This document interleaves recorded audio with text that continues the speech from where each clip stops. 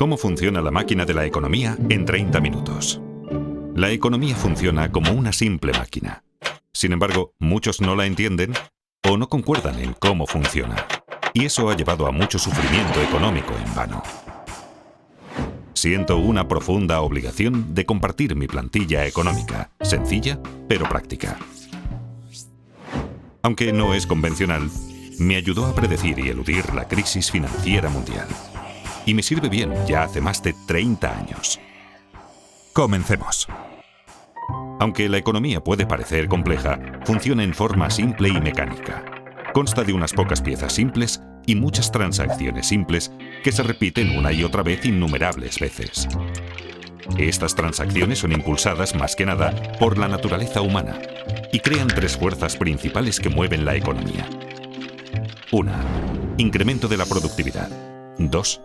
El ciclo de deudas a corto plazo. 3. El ciclo de deudas a largo plazo. Veremos estas tres fuerzas y cómo al superponerlas una a la otra, creamos una buena plantilla para seguir los movimientos económicos y comprender qué está ocurriendo. Comencemos por la parte más simple de la economía. Transacciones.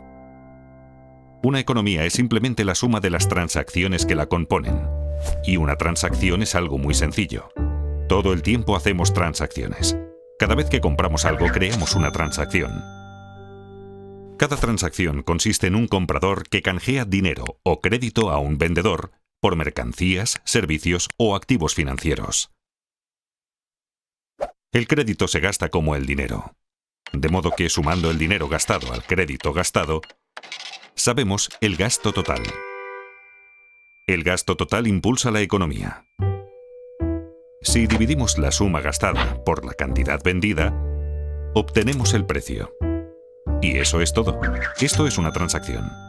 Es el pilar de la máquina de la economía. Los ciclos y fuerzas de una economía son impulsados por transacciones. Así que si entendemos las transacciones, entendemos toda la economía. Un mercado consta de todos los compradores y todos los vendedores que realizan transacciones con lo mismo. Por ejemplo, hay un mercado del trigo, un mercado de coches, un mercado de valores y mercados para millones de cosas. Una economía consta de todas las transacciones en todos sus mercados. Si sumamos el total de gastos y la cantidad total vendida en todos los mercados, tenemos todo lo que necesitamos saber para entender la economía. Es así de simple. Las personas, empresas, bancos y gobiernos, todos participan en transacciones como describí anteriormente. Canjean dinero y crédito por mercancías, servicios y activos financieros. El mayor comprador y vendedor es el gobierno, compuesto por dos partes importantes. Un gobierno central que recauda impuestos y gasta dinero, y un banco central, que es diferente de otros compradores y vendedores porque controla la cantidad de dinero y de crédito en la economía. Lo hace influyendo en las tasas de interés e imprimiendo dinero nuevo. Por estas razones, como veremos, el Banco Central es un actor importante en el flujo del crédito. Ahora pongamos atención en el crédito. El crédito es la parte más importante de la economía y probablemente la menos comprendida. Es la parte más importante porque es la mayor y la más volátil. Así como compradores y vendedores van al mercado a hacer transacciones, también los prestadores y los prestatarios. Los prestadores suelen querer convertir su dinero en más dinero. Y los prestatarios suelen querer comprar algo que no pueden pagar, como una casa o un coche, o quieren invertir en algo como iniciar una empresa. El crédito puede ayudar tanto a prestadores como a prestatarios a obtener lo que desean. Los prestatarios prometen devolver la suma prestada llamada el capital, más una suma adicional llamada interés. Cuando las tasas de interés son altas, se toman menos préstamos porque son caros.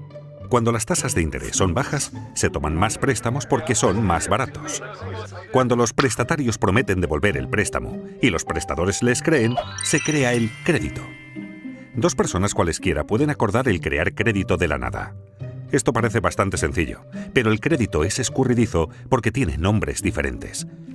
Una vez generado el crédito, se convierte de inmediato en deuda.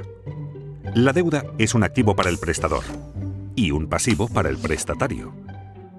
En el futuro, cuando el prestatario devuelva el préstamo con intereses, activo y pasivo desaparecerán y la transacción queda saldada.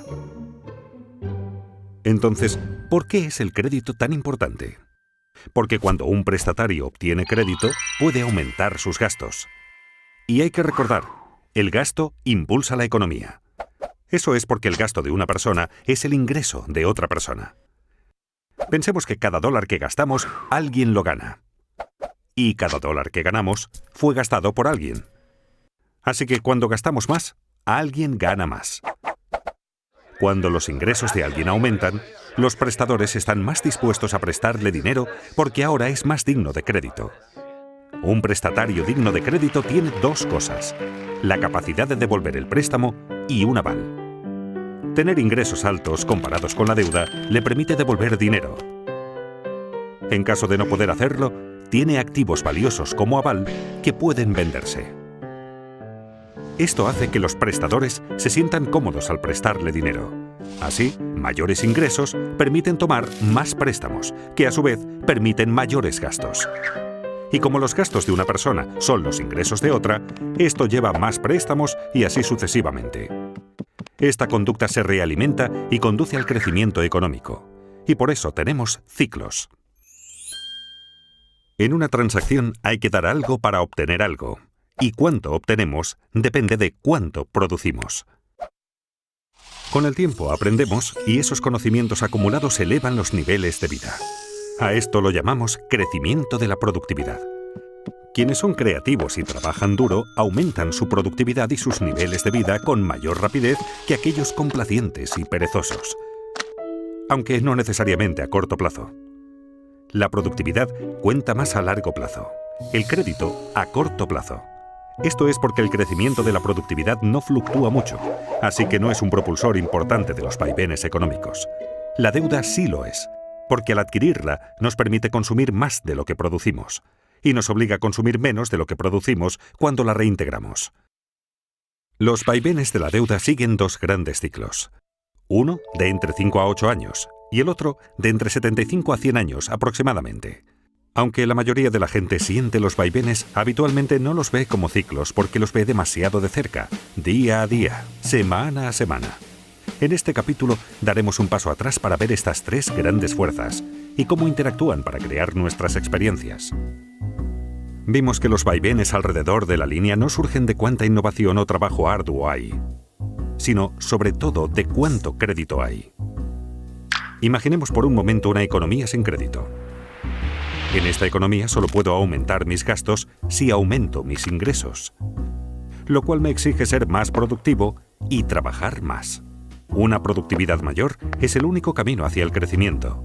Como mis gastos son los ingresos de otra persona, la economía crece cada vez que yo u otro cualquiera es más productivo. Si seguimos las transacciones y las mostramos, vemos una progresión como la línea de crecimiento de la productividad. Pero como tomamos préstamos, tenemos ciclos. Esto no surge de ninguna ley o reglamento, sino de la naturaleza humana y de cómo funciona el crédito. Pensemos en tomar préstamos como estirar los gastos hacia adelante. Para comprar algo que no podemos permitirnos, hay que gastar más de lo que se gana. Para ello, debemos tomar prestado de nuestro propio futuro. Así creamos un tiempo en el futuro en el que deberemos gastar menos de lo que ganamos para poder devolverlo. Muy rápidamente se asemeja a un ciclo.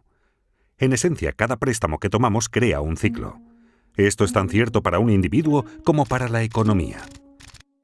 Por eso es tan importante entender el crédito, porque pone en marcha una serie de acontecimientos futuros, mecánicos y predecibles. Esto diferencia al crédito del dinero. El dinero es aquello con que saldamos transacciones. Cuando compramos una cerveza con efectivo, la transacción queda saldada de inmediato. En cambio, si la compramos con crédito, es como abrir una cuenta en el bar. Prometemos pagar en el futuro. Y junto al barman, creamos un activo y un pasivo. Acabamos de crear crédito de la nada. Solo más tarde, al pagar la cuenta del bar, desaparecen el activo y el pasivo. La deuda se esfuma y la transacción está saldada. En realidad, lo que la mayoría llama dinero es de hecho crédito. El total de crédito en Estados Unidos es de unos 50 millones de dólares, y el total del dinero circulante es de apenas unos 3 millones de millones. Recordemos, en una economía sin crédito, la única forma de gastar más es producir más. Pero en una economía con crédito, también podemos gastar más pidiendo préstamos. Como resultado, en una economía con crédito el gasto es mayor, permitiendo a los ingresos subir más rápido que la productividad a corto plazo, pero no a largo plazo. Ahora bien, no me malinterpreten. El crédito no es necesariamente algo malo que solo causa ciclos. Es malo cuando financia un exceso de consumo que no puede reembolsarse. Sin embargo, es bueno cuando asigna recursos con eficacia y produce ingresos que nos permiten devolver la deuda. Por ejemplo, si tomamos un préstamo para comprar una televisión grande, el aparato no genera ingresos para que devolvamos lo prestado. Pero si tomamos un préstamo para comprar un tractor, y así poder cosechar mayores cultivos y ganar más dinero, podremos devolver lo prestado y mejorar nuestro nivel de vida. En una economía con crédito, podemos seguir las transacciones y ver cómo el crédito genera crecimiento. Veamos un ejemplo. Imaginemos que ganamos $100.000 anuales y no tenemos deuda alguna. Entonces, si nos prestan $10.000, supongamos que en una tarjeta de crédito podríamos gastar $110.000, aunque en realidad solo ganamos $100.000. Como mis gastos son los ingresos de otro, alguien está ganando $110.000. La persona que está ganando $110.000 sin tener deuda alguna puede tomar prestados $11.000 y así gastar $121.000, aunque en realidad solo ganó $110.000. Sus gastos son los ingresos de otro, y siguiendo las transacciones podemos comenzar a ver cómo este proceso sigue una pauta que se refuerza a sí misma. Pero recordemos, tomar préstamos crea ciclos, y si el ciclo sube, en algún momento deberá bajar. Esto nos lleva al ciclo de deuda a corto plazo. Cuando aumenta la actividad económica vemos una expansión. La primera fase del ciclo de deudas a corto plazo. El gasto sigue creciendo y los precios comienzan a subir. Esto ocurre porque el mayor gasto es alimentado por el crédito, que puede crearse instantáneamente de la nada. Cuando el gasto y el ingreso aumenta más rápido que la producción de bienes, los precios suben. La subida de precios se llama inflación. El Banco Central no desea demasiada inflación porque causa problemas. Al ver que los precios suben, el banco sube las tasas de interés. Con tasas de interés más altas, menos personas pueden permitirse tomar préstamos y el coste de las deudas existentes sube. Por ejemplo, suben los pagos mensuales de nuestras tarjetas de crédito. Como la gente toma menos prestado y tiene que pagar más por sus deudas, tienen menos dinero disponible para gastar y el gasto se ralentiza. Y como los gastos de una persona son los ingresos de otra, los ingresos bajan y así sucesivamente. Cuando la gente gasta menos, los precios bajan. Eso se llama deflación. La actividad económica disminuye y tenemos una recesión.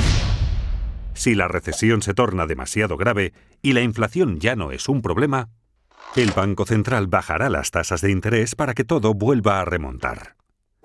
Con tasas de interés bajas, los reintegros de las deudas se reducen, se toma más prestado y se gasta más, y vemos otra expansión. Como vemos, la economía funciona como una máquina. En el ciclo de deuda a corto plazo, el gasto se restringe solo por la voluntad de prestadores y prestatarios de dar y recibir crédito. Cuando el crédito se obtiene con facilidad, hay expansión económica. Cuando no se obtiene fácilmente, hay una recesión. Y atención, este ciclo es controlado en primer lugar por el Banco Central. El ciclo de deuda de corto plazo suele durar de 5 a 8 años y se repite una y otra vez durante décadas. Pero notarán que la parte inferior y la superior de cada ciclo terminan con mayor crecimiento que el ciclo anterior y con más deuda. ¿Por qué? Porque la gente lo empuja. Se inclina más a tomar préstamos y gastar que a pagar deudas. Es la naturaleza humana. Por eso mismo, a la larga, las deudas crecen más rápido que los ingresos, creando el ciclo de deudas a largo plazo. Aunque la gente está más endeudada, los prestadores dan crédito con mayor facilidad. ¿Por qué? porque todos consideran que las cosas van muy bien. La gente piensa solo en los acontecimientos recientes. ¿Y qué fue lo que ocurrió recientemente? Los ingresos subieron. Los valores de los activos suben. El mercado bursátil ruge. Es un boom. Conviene comprar mercancías, servicios y activos financieros con dinero prestado. Cuando la gente hace mucho de eso, le llamamos una burbuja. De modo que aunque las deudas hayan ido creciendo, los ingresos han crecido casi tan rápido como para compensarlas. A la relación entre deuda e ingresos la llamaré carga de la deuda. Mientras los ingresos sigan subiendo, la carga de la deuda se mantiene manejable. Simultáneamente, los valores de los activos suben vertiginosos. La gente toma préstamos gigantescos para comprar activos para inversión y hace que su precio suba aún más. La gente se siente rica. De modo que hasta con muchísima deuda acumulada, los ingresos y los activos en alza ayudan a los prestatarios a mantenerse dignos de crédito por mucho tiempo. Obviamente es algo que no puede continuar para siempre. Y no ocurre. Con las décadas, la carga de la deuda aumenta lentamente y crea reembolsos crecientes. Cuando estos reembolsos comienzan a crecer más rápido que los ingresos, obligan a la gente a recortar sus gastos. Y como los gastos de una persona son los ingresos de otra, los ingresos comienzan a bajar, lo que convierte a la gente en menos digna de crédito y reduce los préstamos tomados. Los pagos para saldar deudas continúan subiendo, haciendo que los gastos caigan más aún y el ciclo se invierta. Este es el cénit de la deuda a largo plazo. Las cargas de la deuda se han vuelto demasiado grandes. En Estados Unidos, Europa y buena parte del mundo, esto ocurrió en 2008. Ocurrió por la misma razón que en Japón en 1989 y en Estados Unidos en 1929. La economía comienza ahora a desapalancarse.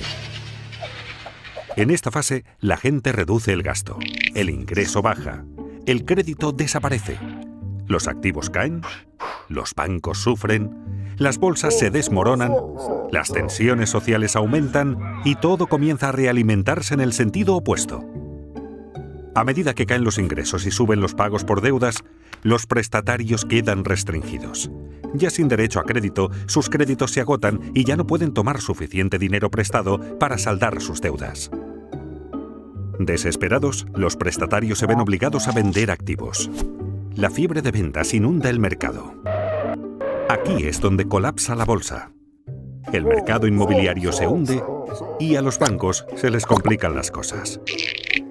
Cuando los activos bajan de precio, bajan los valores de los avales de los prestatarios. Esto hace que los prestatarios merezcan aún menos crédito. La gente se siente pobre. El crédito desaparece rápidamente.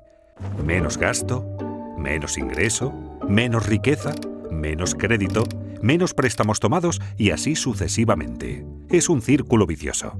Se asemeja a una recesión, pero la diferencia aquí es que no se pueden bajar las tasas de interés para salvar la situación. En una recesión, la baja de tasas estimula la toma de préstamos.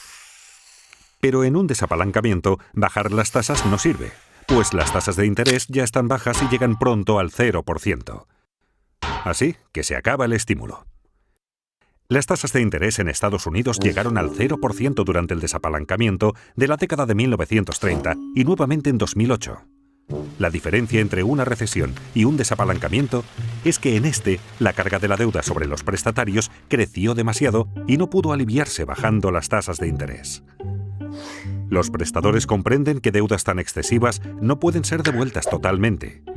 Los prestatarios perdieron su capacidad de pagar y sus avales perdieron valor.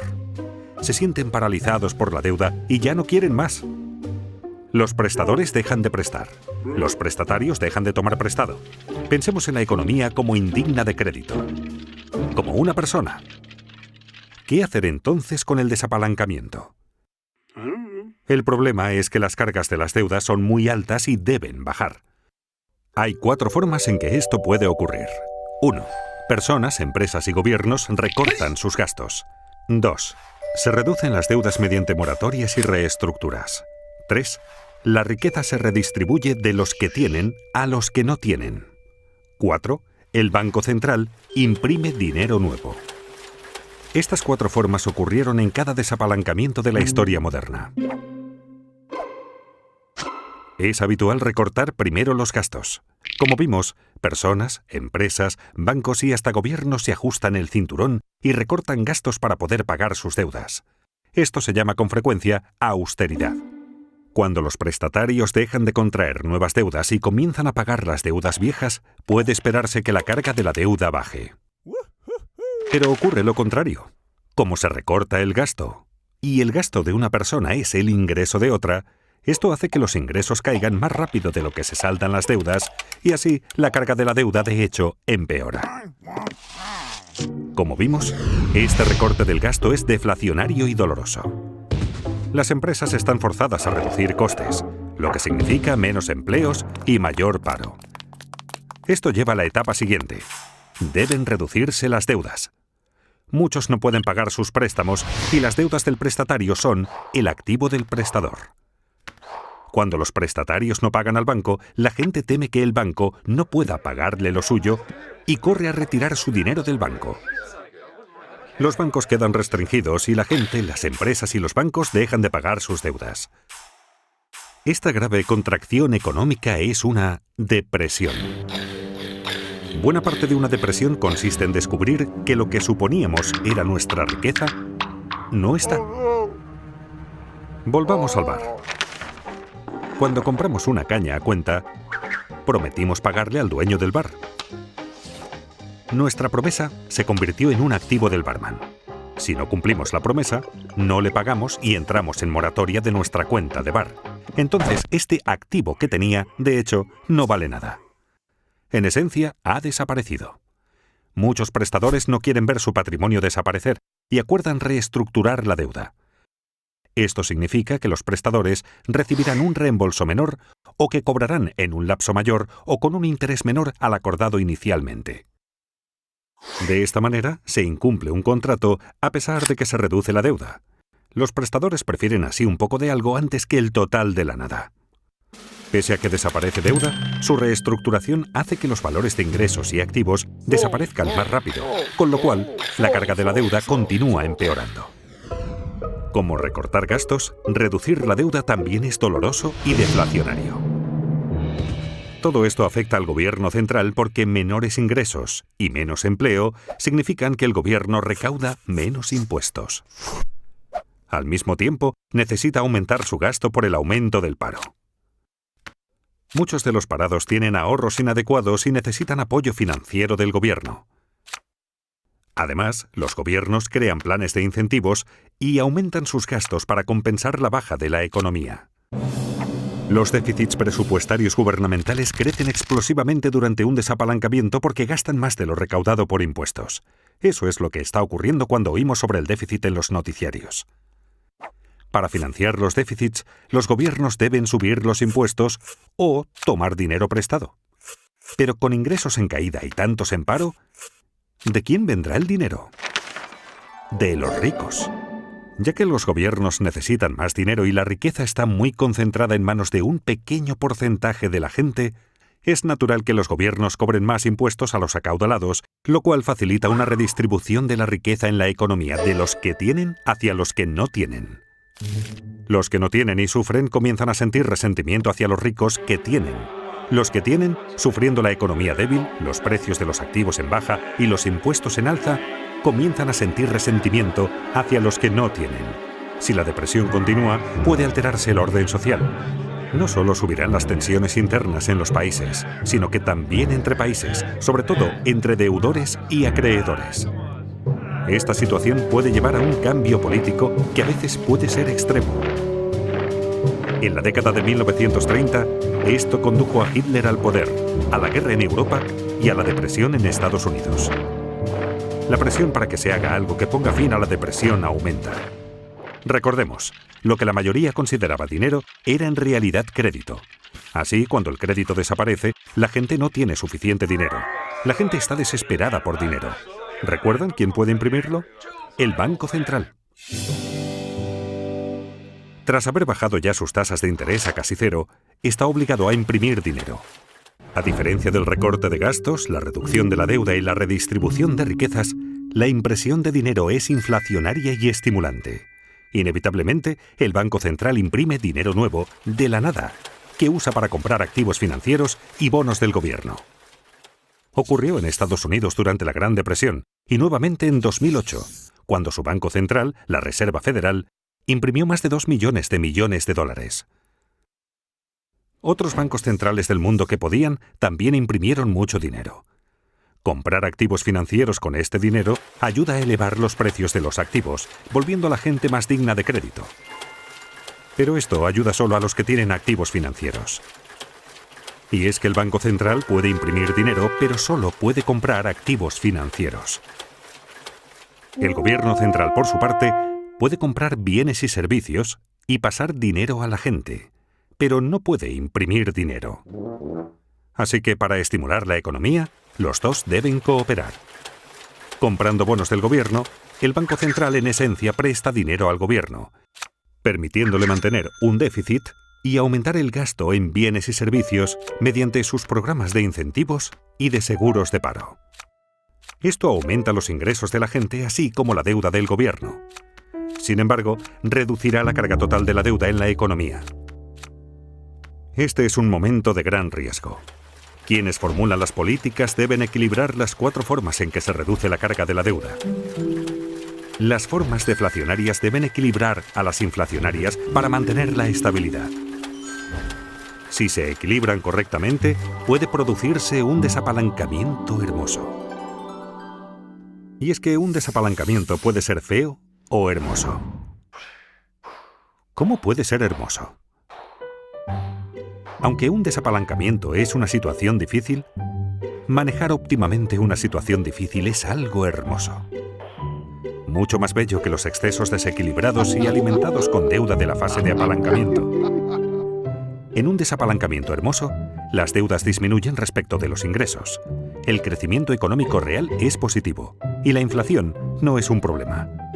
Se obtiene con el equilibrio correcto.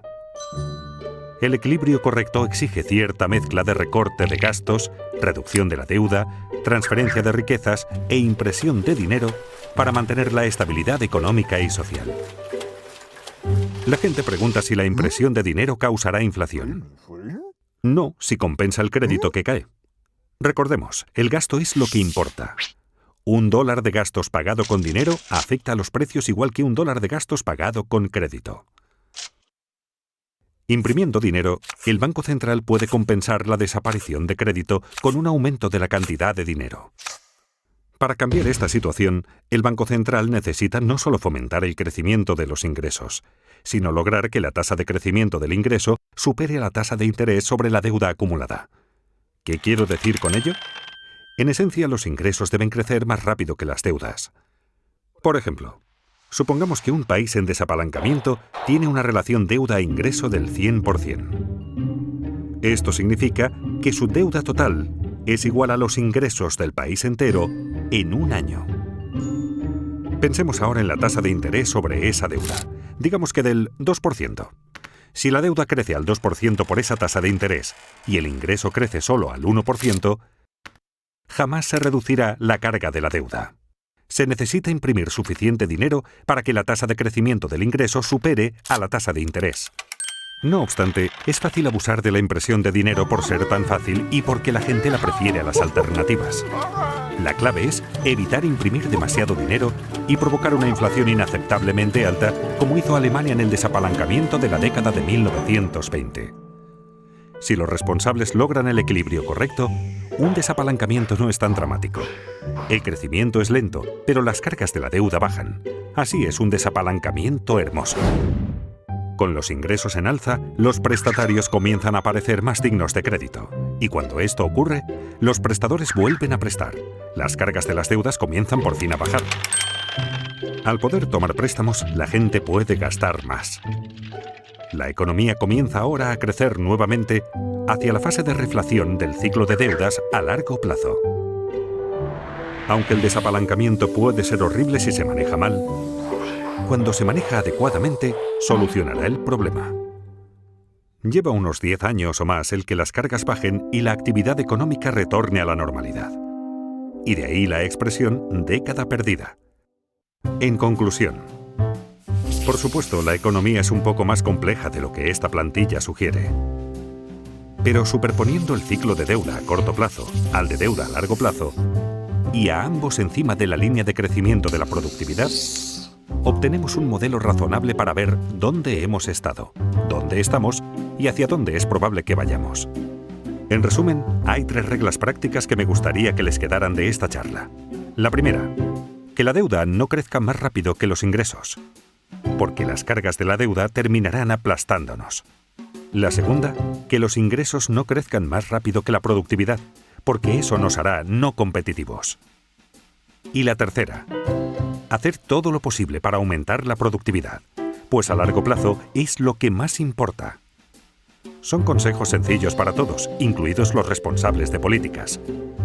Sorprendentemente, la mayoría de la gente, y también de los responsables de políticas, no presta atención suficiente a esto.